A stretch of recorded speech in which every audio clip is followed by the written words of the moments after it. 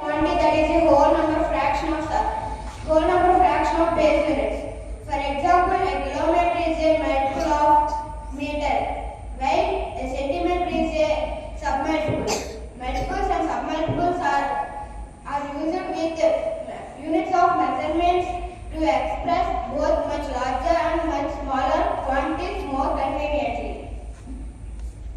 Now my friends are going to ask some questions on multiples and submultiples.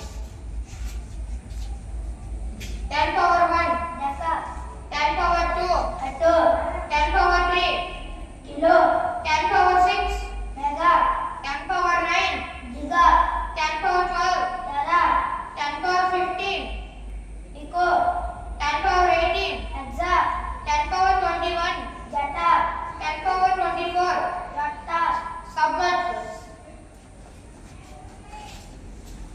10 power minus 1, decis, 10 power minus 2, centi, 10 power minus 3, milli, 10 power minus 6, micro, 10 power minus 9, nano, 10 power minus 12, pico, 10 power minus 15, femto, 10 power minus 18, atto, 10 power minus 21, jetto, 10 power minus 24, hecto,